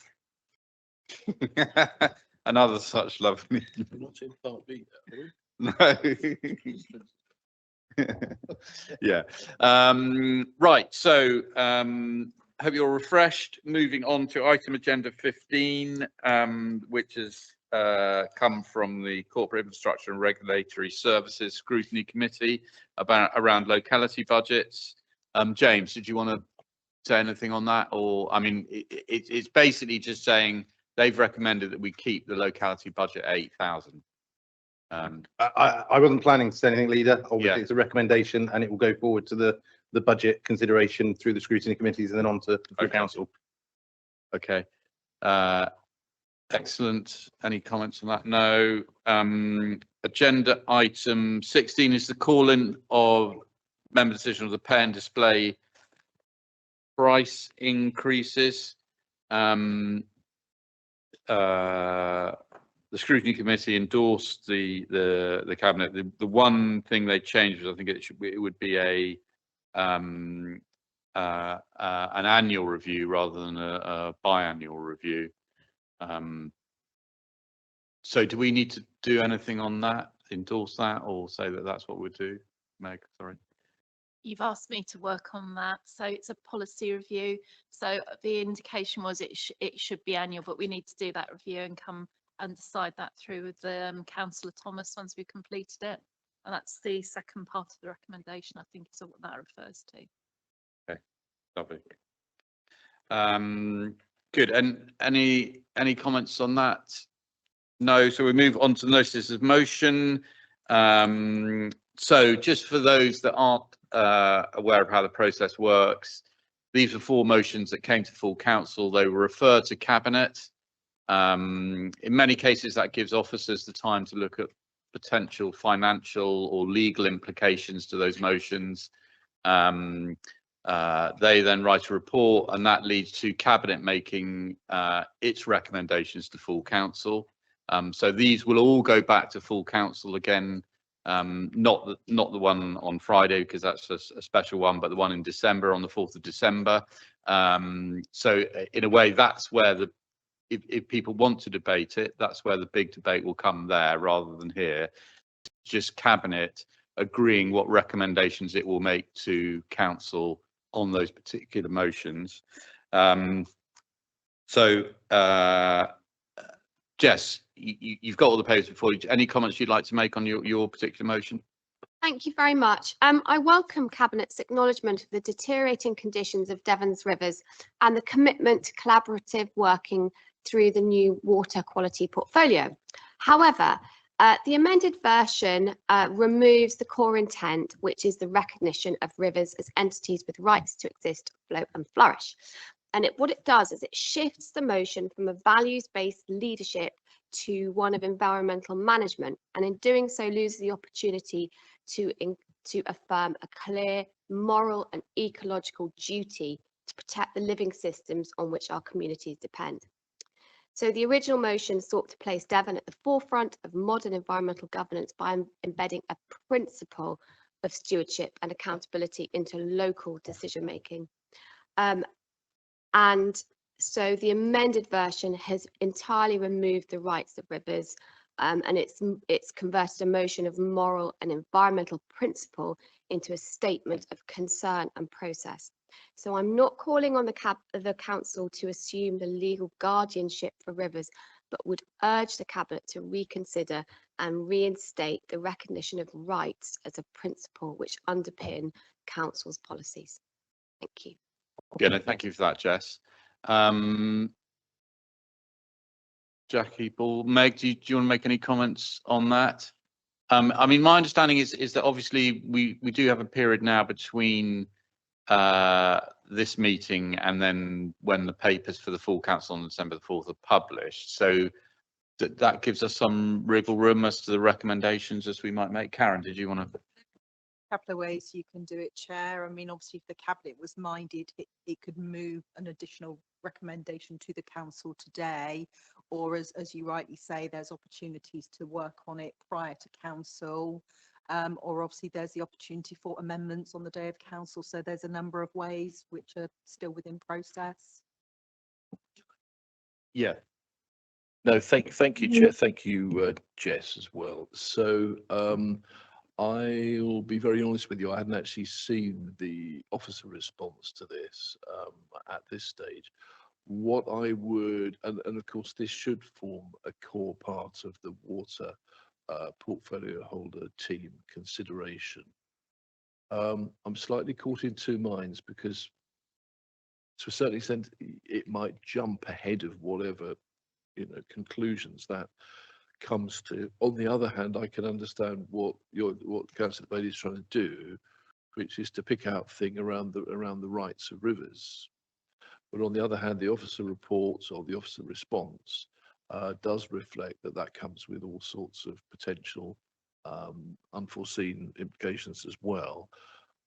What I might, if this is acceptable, Councillor Bailey, and mindful, as you say, Chair, that we do have some time before Council, would it be possible for perhaps Meg, Councillor Bailey, me, Councillor Hodgson as well on behalf of Cabinet to sit around and talk about it and see how we can make some progress to perhaps enhance these current, in this document here, the current 3 recommendations, which I can see from your perspective, Jess, they don't quite tick the box, if that's acceptable.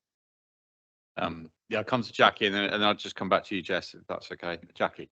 I think actually Paul has really summed up pretty much what I was going to suggest as well. So I absolutely agree with that way of doing it. So in terms of what we have in front of us now, would the appropriate thing be to just say that we support the recommendation on the basis that with a view to further amendments prior to the council going to council, or do we just not adopt it today as it is? You don't need to move a formal amendment to today, but I'll make sure I capture within the text that officers will go away with relevant members and review the recommendation on the table. So that's fine, and we can deal with it through, maybe revised wording on the order paper in time for council. So it's fine. It's simply a recommendation at this stage. Yeah, I think so. Thank you. Thank you very much. That sounds good. I'd like to meet before and discuss. Thank you. Okay, good. Right, so then moving on to the second notice of motion. That's from Neil. Nice to see you here, Neil. Yeah, thank you, Chair, and thank you, Cabinet, for allowing me to speak today. The amended one, I feel like it's been really watered down, and what I'm saying about this is the motion I put forward was basically affects every one of us. Public safety on our pavements across Exeter, Devon, weeds are overgrown. They've been left to a point where some of the pavements becoming dangerous to walk on. I recently spoke to an elderly lady in Alphington who tripped on a raised pavement, which was hidden by weeds. She was lucky to escape with some bruises, but next time we might not be so lucky, and that's my concern. We're heading into winter, and yes, the weeds will die back for a while. But come spring, they will return thicker and stronger, pushing up paving slabs, causing even more damage.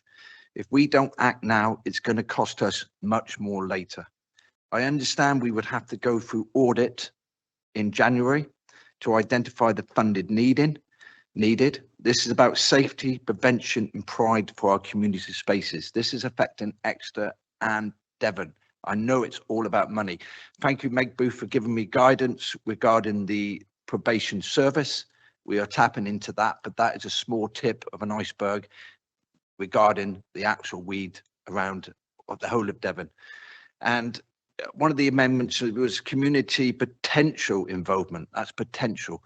I just think we need to look at this in more depth and whether we can find the funding in January in order to not eradicate, but to stop this and causing any even more damage to our towns and our cities. And remember, the gateways to this is when you drive down and when you leave here today, I bet you'll be looking around and saying, that's a big weed, right? We just need to put our heads together and work a solution out. Thank you.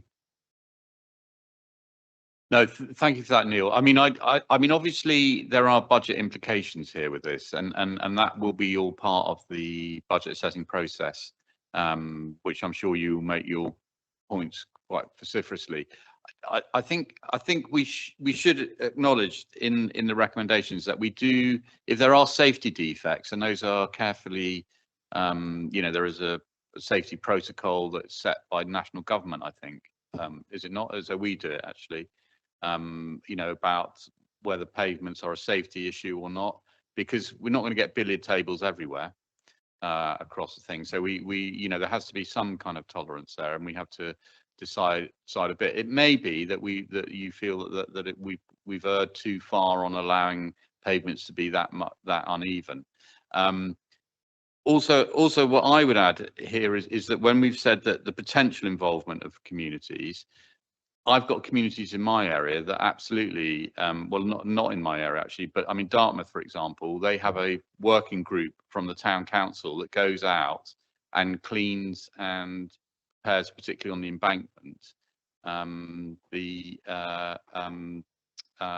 pavements, you know, clears it of weeds. So to some extent, that is the, you know, it's not their responsibility, but they choose to do that as a community action. So I don't, you know, I don't, when we say it's potential, because we can't force them to do it, but they choose to do it. So that's an example that works there. Jackie, let me just come to you. I think there's the problem I see with this, because I'm aware of through part of Totnes Town Council that this has been going on for a long time, where there's a kind of an element of hope factor, and we know that there's a sort of cyclical sort of like program going on. But you know, weeds have been growing crazily all over the place in road and pavements and into roads, and they are a hazard. They really are a hazard. And I know that we at the town clerk, I can only use this as an example because I've had direct experience, has walked the streets with our neighbourhood highways officer, and it's all been very positive. But actually, at the end of the day, somebody's got to just go around there and just, you know, with the snippers and just trim it. And I think we should be a bit more proactive, working with our town and parish council and say, please, can you do this? You know, this is something we really struggle to afford to do it properly. We can still do the cycling, you know, the annual programme, but if, you know, we really would ask town and parish councils to do it, and this is, give some guidance and just put them in the position of actually saying, we need you to do this because we can't really afford this so much anymore, because it costs a lot of money. And I really get the whole thing about using some of the, you know, the what they called the probation service people, and I know that they've done really good work on these sort of things, and that's perfect. But it's actually, I think, putting it to our town and parish councils to say that we need support with this, I think would actually allow them to the opportunity to step forward towards us. You know, we've seen it with the snow warden scheme, we've seen it with various other schemes, and I think it's kind of been left a bit hard, half and half. And it probably, you know, takes a lot of the time of our neighbourhood highways officers going around checking and writing up reports, as opposed to just, you know, saying, you know, can you get on with it? And if there's some defects in the pavement, that's when we step in and actually get those things fixed. But it's a really big issue where we've got narrow pavements, a load of briars that you can trip over. I mean, I actually cracked a couple of ribs myself in the summer this year, not on one of our streets, I may say, but tripping on a briar, it's painful, and it's, you know, I bounce quite well, but a lot of people don't. And I think it's, you know, people who've got, you know, issues with, you know, sort of disabilities, it's actually putting them off going on for walks, and we want people to be out there. Neil, do you want to come back? Yeah, only very short. Thank you for that, Jackie. Exeter City Council used to deal with all the weeds around this area, but if I'm correct, the funding was taken away by Devon County Council, so no longer do they do anything. I could give you a whole draft on it, but I don't want to waste your time. Thank you.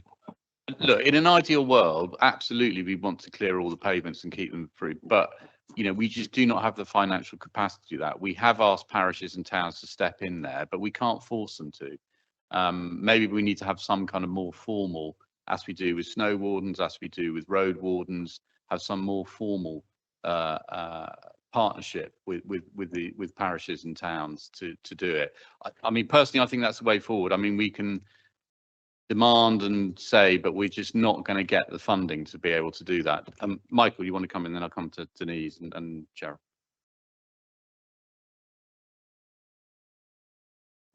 About 17, 18 years ago, out on Dartmoor, the councils came towards the small groups of people, charities, and And what they basically said was, you can cut the verges, you can deal with the weeding, etc., etc.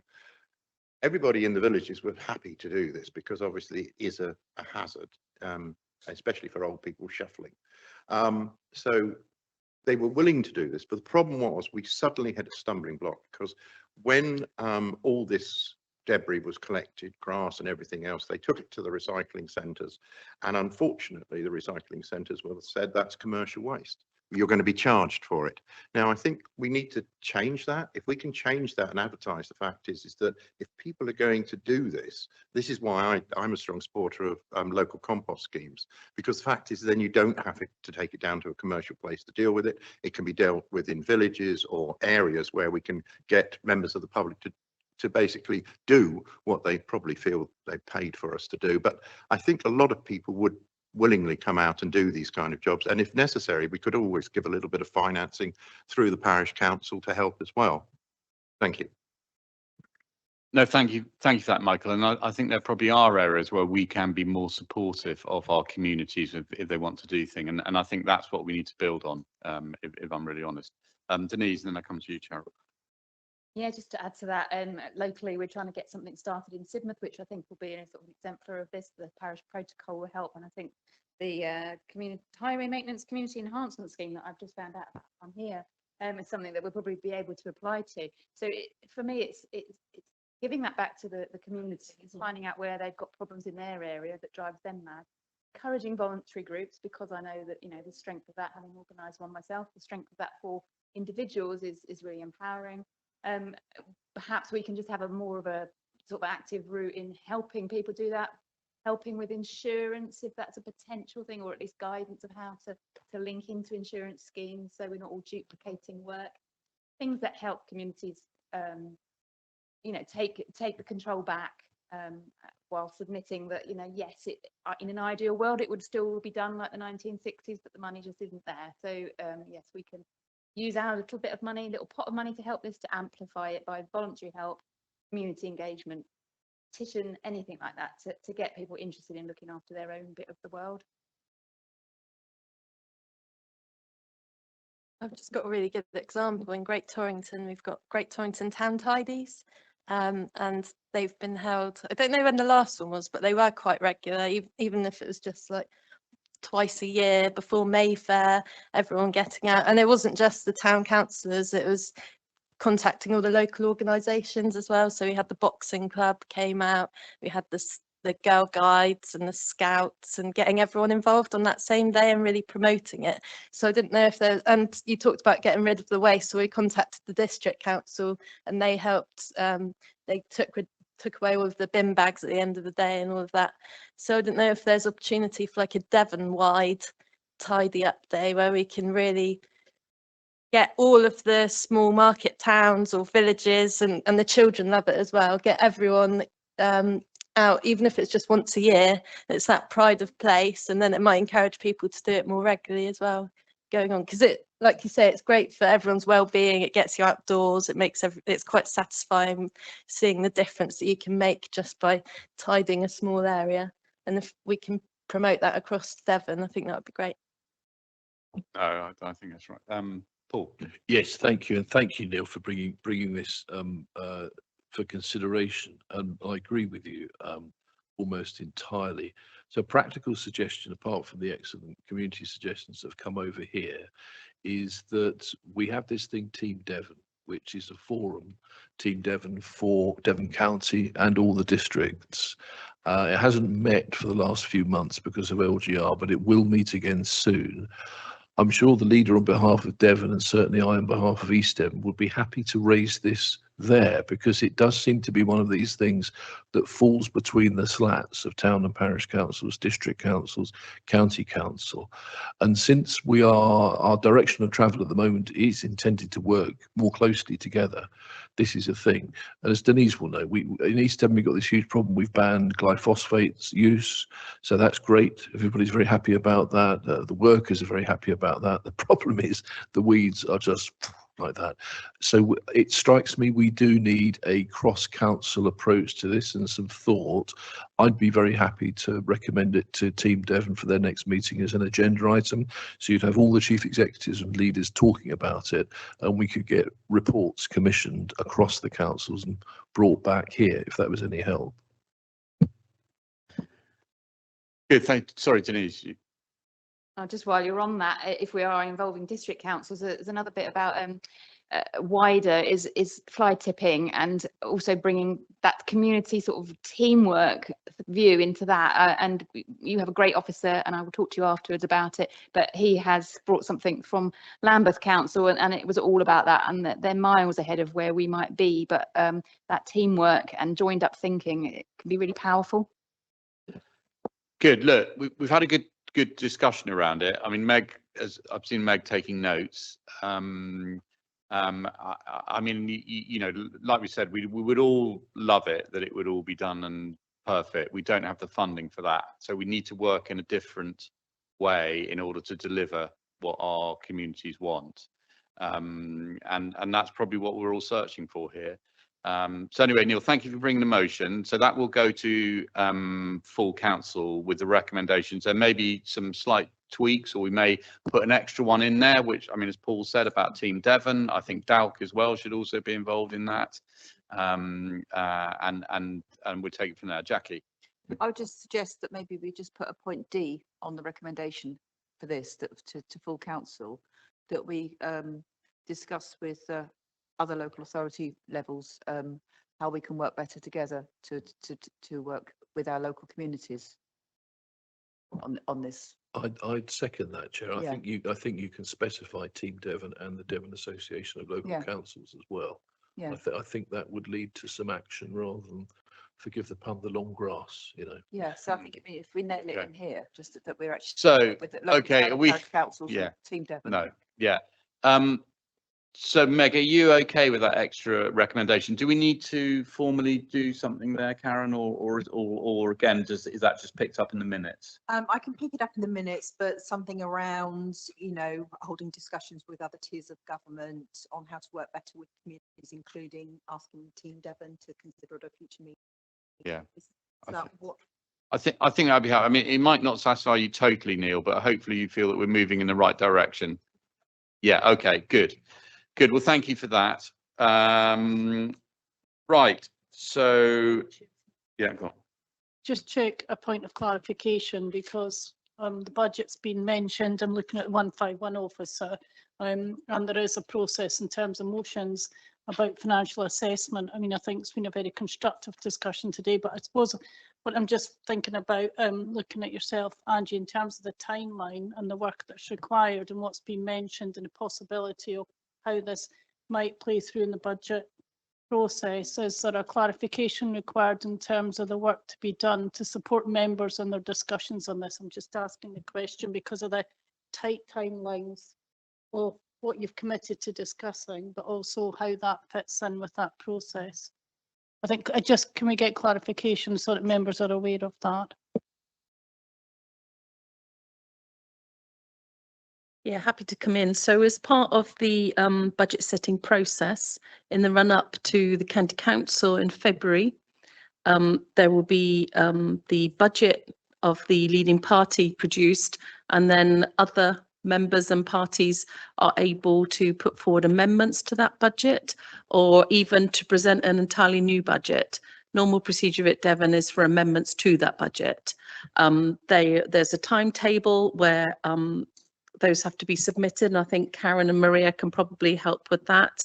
But any support that members need in that process, finance colleagues are happy to support. Is typically my deputy that supports any opposition proposals to keep me independent from the workings, and also my assistant director. So any support that members need, please approach the team. More than happy to support any member in working on alternative budgets or budget amendments.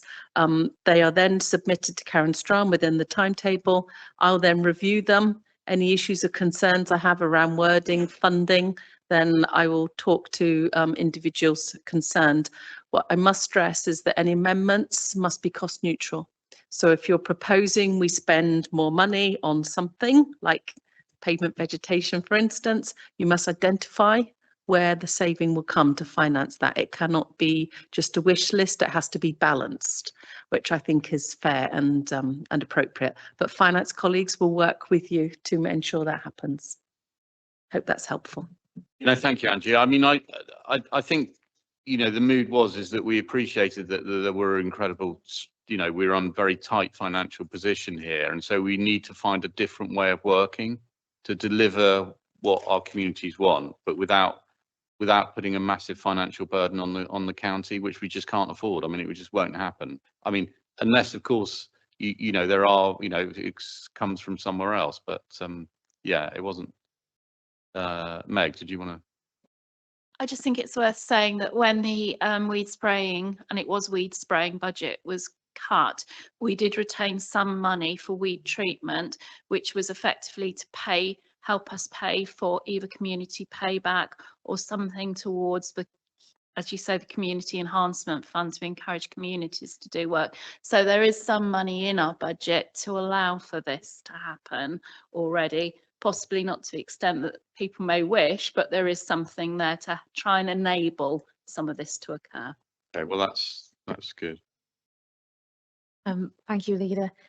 Just on the actual wording, we're just committing to holding a discussion with Dalkin District, so there isn't a commitment to a budget spend there.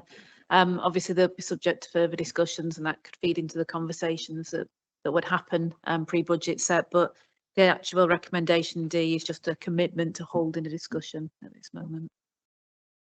Okay, right. Well, I think we've given that another good airing. So that will come to full council again on the 4th. And as I said, I know Meg was making notes there. I think something on that discussion with other levels of local authority will be incredibly useful. And look forward to your contribution then, Neil, as well. Okay, right. So C, tackling ADHD crisis in Devon. Again, Neil, I mean, any comments you'd like to make on that? Chair, Cabinet, thanks again, once again, for letting me speak. I've done 4 motions and this is my priority motion, right? But with your permission, Chair, could I just bring all 3 together? I'm happy with the wording on the ADHD. I'm happy with the parking on the motion, but just, these 3 motions all come down to one simple principle, right? Keeping our community safe, supported and listened to. That's the biggest thing, listened to. Whether fixing dangerous pavements before someone gets hurt, giving families real help with ADHD, or tackling the pavement parking so people can walk safely. This is about action and not just words, right? We can't keep waiting for the perfect time for the perfect budget, because that is never going to happen. Let's show residents that this council listens, cares and delivers where it matters most. It's their everyday lives that we are controlling. And I'm very happy with the other 2 motions. With your permission, Chair, I'm jumping ahead a little bit. No, that's fine, Neil, and that's very helpful. I mean, if others don't want to say anything on it, I mean, that's good. We can just move through that because, as I said, they will be coming to full council. So that's the opportunity when we have the full-on debate. Denise, I don't know if you wanted to say anything about the ADHD. Yeah, just want to say thank you for raising it. In the transformation board yesterday, we were listening to the NHS colleague talking about neurodiversity and moving away from calling it the ADHD waiting list, because she wants it to be so we don't miss something, because they're all codependent situations. Someone may well have ADHD and dyslexia or autism. So they are moving towards a neurodiversity pathway. I think I really welcome the fact that, because this is brought now to the forefront, the One Devon neurodiversity strategy, which I've got printed out here. It's massive and it's got so many threads to it, because all those threads need to come together to improve the situation. And one of the things that you were worried about was the private diagnostic assessment, just to know that that's being addressed in that. They're working out how to make that absolutely fair and equitable across the board for everyone waiting. Also looking at reducing the waiting lists and I hate this term, but the waiting well thing, giving people a lot of advice while they're on that waiting list so that we can get them to also be, change, for example, my own situation, changing how you parent a child who you suspect may be on that autism or ADHD pathway, and also bringing in earlier help at schools so that they're not necessarily relying on that diagnosis, so that things change earlier. So all of these things are coming together. It's a fantastic strategy, and I will very much welcome a debate on that when it comes to full council. But yeah, I hope that puts you at rest a little bit and know that everything is changing. Thank you for that, Denise. So is that, and then the pavement parking, I mean, Neil, you've already said you're pretty much happy with the wording around that. I Yes, appreciate what you're I got saying. Meg Booth give me some real good guidance. Thank you once again. And I'm very happy with that. Okay, good. Yeah, no, I think it was good. I mean, pavement parking on the report of problems page, I think that would at least, with explanations as to actually what we can and what we can't enforce. And in some cases it is a police issue. If it's obstruction, then it's a police matter rather than us, but at least we'll be able to collate that information. It may inform us about a traffic regulation order at a later date. I mean, I know I've got one in my patch where that's exactly what's happened. Lots of pavement parking, so we're putting in double yellow lines so we can now enforce it. Right, okay, so we'll move on to agenda item 18, the minutes from the Farms Estate Committee and the Devon Authority Strategic Waste Committee. Therefore, noting there's no matters on there that requires our endorsement. Members are happy to note any queries you wish to raise on those. No, so we'll just note those. 19 delegated action for noting. Again, and then 20 forward plan. So you've got the printed forward plan. Are we happy? All happy with that? Again, we need to agree that. I'm particularly pleased to see all the stuff around SEND sufficiency and our sort of SEND master plan, which I think is going to make a mass, again, another piece of that jigsaw that we're talking about in this respect of children's services. Right, so agenda 21, new secure children's home feasibility and approval to proceed to full design. Richard, yours again. Thank you, Chair. This is a paper seeking approval for the investment in the future of the secure children's care in Devon. The Atkinson Secure Children's Home has long been a cornerstone of our commitment to safeguarding the most vulnerable young people, those who present significant risk to themselves or others and require intensive therapeutic support. Rated good by Ofsted and nationally recognised for its outcomes, Atkinson is a vital service that must evolve to meet modern standards and future demand. The current facility, built in the 1970s, is no longer fit for purpose. Independent assessments confirm that continued operation of the existing site is not viable. The proposed new home, backed by capital funding from the Department for Education, represents a transformative opportunity not only to enhance care provision, but also to deliver substantial economic and employment benefits for Devon. Cabinet is asked to approve the recommendation set out in the full report, ensuring Devon remains at the forefront of secure therapeutic care and continues to meet its obligations in this area. And I'd just like to add, from experience, I know that having this kind of provision for children in Devon makes a really big difference to those vulnerable children who find themselves and their families in this position. And having that resource available locally really does make a big difference to children and families across the country, but especially here in Devon when you're able to offer that locally. So, any questions? No, thank you, Richard. Members, any questions? Michael, anything to add? No. Okay, well, we've got the recommendations there. I mean, obviously there is a part 2 report to come afterwards. So if people do want to raise questions, make sure you're not bringing in the sort of commercial confidentiality in the part 2 report. So we've got the recommendations. Are you happy to move the recommendations? Chair, Sorry. what I suggest you do, obviously, the part 2 recommendation is that you consider the aspect of that report before you make the decision in the part 1. So I suggest we just park the recommendation now. If you formally move into part 2 and then you have that discussion and come back into part 1 to make the recommendation. Very Is that sensible. okay? Yeah, no, so we'll do that. So we'll move into part 2 and then come back out and then do the recommendations as they are. If we move into part 2, are we going to do the libraries as well before we come back out and then do it in? You can do that, Chair. Okay, we'll do that. We'll do that. So we'll do both. We'll go part 2, which is the secure unit and the library services, then come back out, do the recommendations for the secure units. Okay, so we do it like that. Chair.